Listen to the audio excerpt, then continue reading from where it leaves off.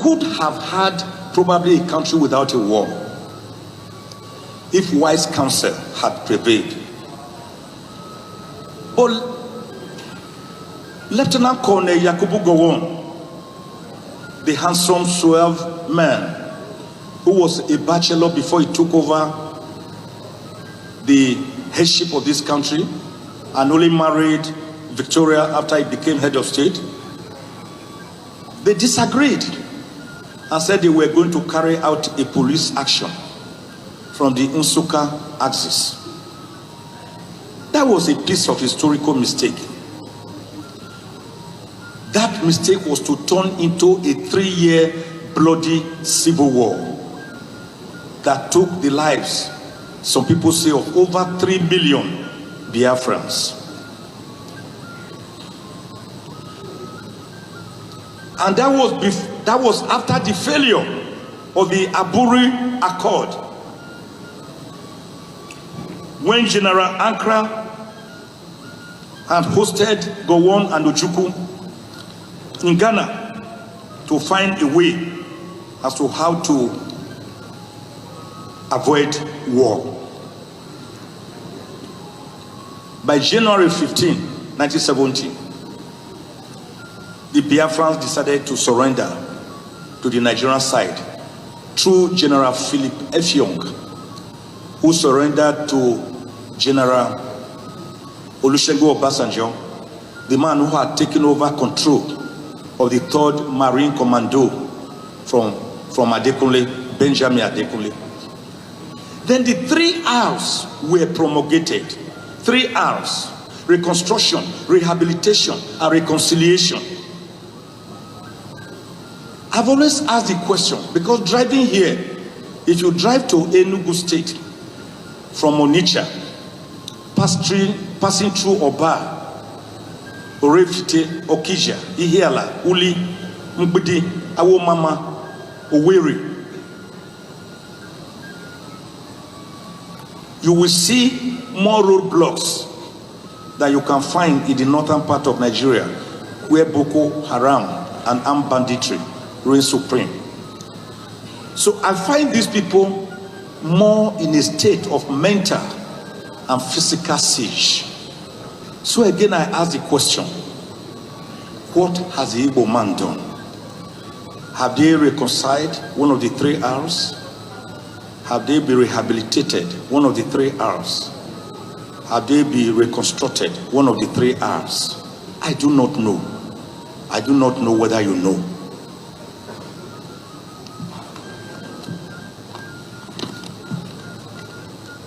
I have decided to say that whenever we talk about the indivisibility of Nigeria, we must be careful not to overstretch it and overstretch it.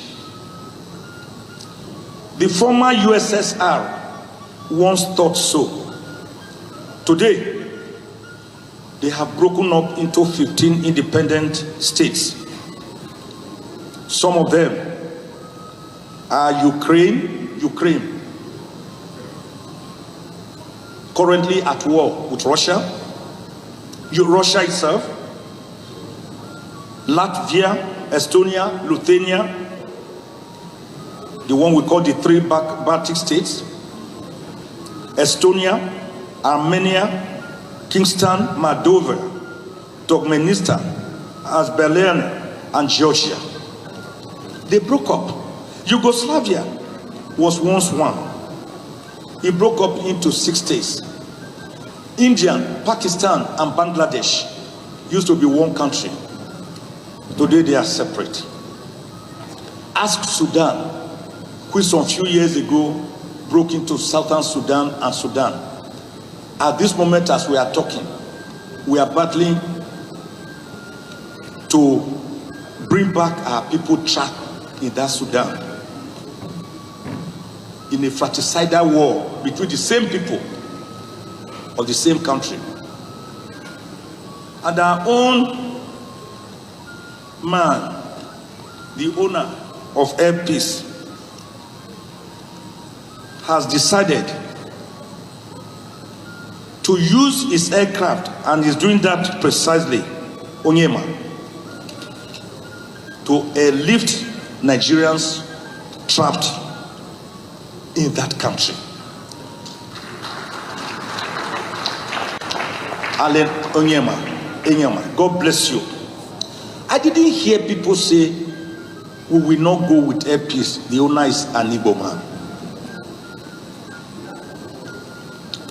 Chimanda Ngozi Adichie, Dr. Ngozi Okonjo-Iweala, the first female and black Director General of the World Trade Organization, WTO, and former Managing Director, World Bank Operations. They are doing Nigerians proud and Nigeria proud. I haven't heard anybody say, we don't want to take the glory because they are Igbos.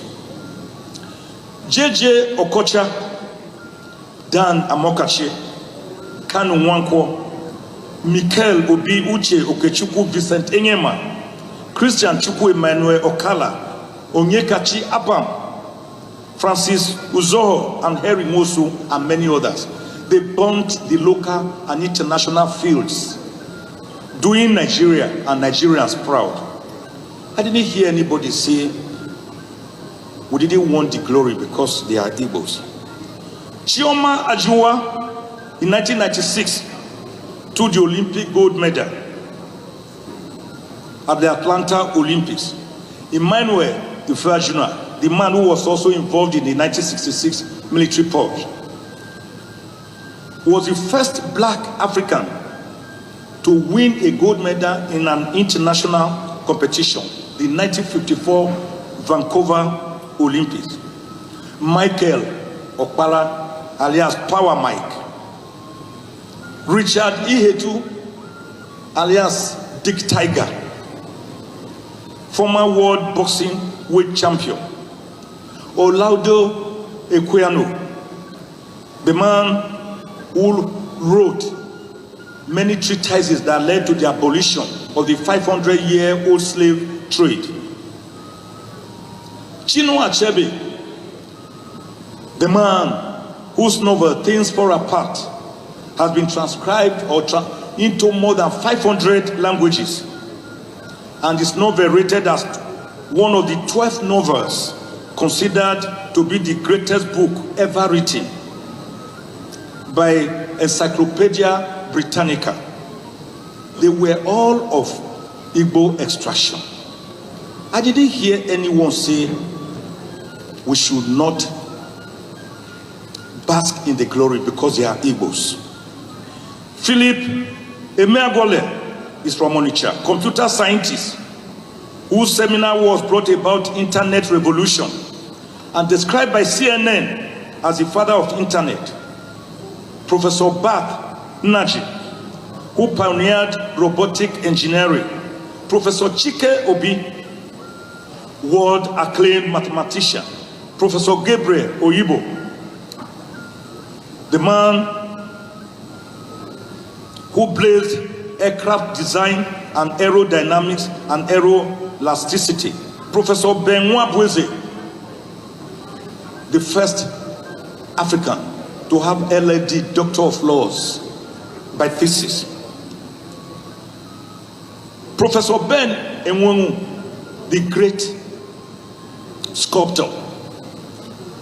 Chief Sir Louis Odumegu Ojukwu, the father of Ikemba, reputed to be the first Nigerian and West African billionaire. They were Igbos. I didn't hear anyone speak about Igbophobia or Igboism. Do you know that the present president of Liberia, Edward James Roye, is said to be an Igbo man? Do you know that the present president of Gabon, Ali Bongo Ondiba, is said to be of Igbo descent, and that he was taken away during the Civil War? So, why then the typification and profiling of the Igbos? I was at the Supreme Court yesterday to defend an Igbo son.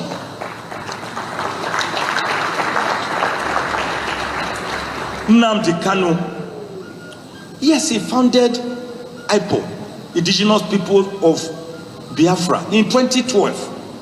His goals is to read the Constitution are clear, to give respect to the Igbos, to put them in a respectable position.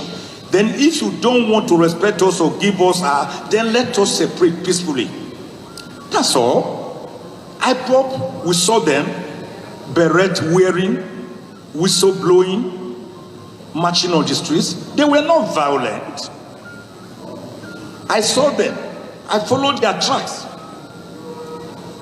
Then, it took Operation Python by the Nigerian Army between 14th and 17th of September 2017 to descend on his home, ancestral home at Afara Uku,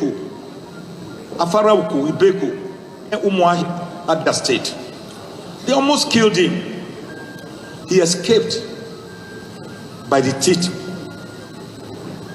He was then enjoying bail, but unprovoked, he was to be killed.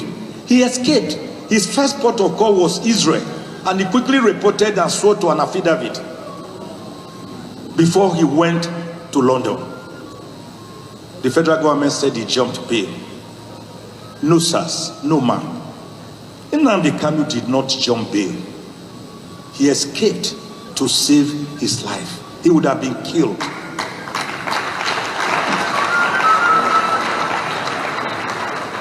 So the self-determination bid by IPOB, for your information, for those who had always harbored the thought that it is an illegality or an unconstitutionality, it is not true. Self-determination is recognized by Article 20 of the Universal Declaration of Human Rights, 1948. Articles 10, 11, and 12. And 20 of the African Charter on Human and People's Rights. Articles 1 and 22 of the International Covenant on Civil and Political Rights, 1976. Articles 3 and 4 of the United Nations Declaration on the Rights of Indigenous People, 2007. So Nnamdi Kanu was brought back. He was abducted in Kenya, blindfolded, tortured, and forcibly brought back on the 27th of June, 2021, after he was kidnapped on the 19th of June. They charged him to court. I went to court. He was charged with 15 counts. I went to the Federal High Court and argued with a preliminary objection that the case had no legs to stand on, that the charges were bad and could not fly legally. The Federal High Court agreed with me and struck out 8 of the 15 counts, remaining 7. I was dissatisfied. I took the battle to the Court of Appeal, Abuja Division, and the Court of Appeal agreed with me and dismissed the remaining 7 counts.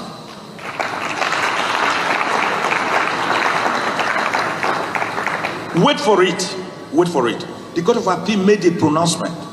Said Nnamdi Kanu should be released and should never again be detained and should never again be prosecuted on the same charges over which he was kidnapped and forcibly renditioned back to Nigeria. A whole federal government, rather than protect your citizens, your individual citizens, their fundamental rights, which America will do. America will go to any country to go and take one of their citizens. A whole federal government filed a motion on notice to stay execution, which was granted by the same Court of Appeal. The federal government was staying execution of the liberty of its own citizen. So we were at the Supreme Court yesterday to say, this is wrong. set this man free. Nnamdi Kanu is sick, he's not well. In the DSS gulag, they are increasing his potassium level. He has ear pain. And the DSS doctor has diagnosed that he needs an operation. But they will not allow him independent opinion from his own doctor. This has been going on. And because of that, in order for him not to die, we have told the Supreme Court to do the needful. The case has been adjourned to the 11th of May. But here is calling on President Buhari, please sir, on my bended knees, you can order the release of Nnamdi Kanu today. You can do it through the Attorney General of the Federation, who has the powers to enter a nolle prosecute, discontinuance of the cases. After all, there's even no case now. It's just being held illegally. Let him go. Let my people go. You don't have to wait for the Supreme Court decision. You don't have to wait to go on May 29. Let Nnamdi Kanu go. So what do we do to bring about this handshake so as not to take too much of your time? Because there are other activities. We should get it right. First, leadership. Like the Asian tigers. Because Professor Chino Achebe told us in his epic, The Trouble with Nigeria. He said the trouble with Nigeria is simply and squarely a failure of leadership. The Nigerian problem is the unwillingness or inability of its leaders to rise to the responsibility, to the challenge of personal example, which are the hallmark of true leadership. I want to add the problem of followership, complex ethno-religious composition that divide us, high power, distance culture, corruption, which is on steroids, weak institutions, and the fact that we have a state captured by elite buccaneers of power. We do not practice democracy, I have said. A beautiful concept defined on the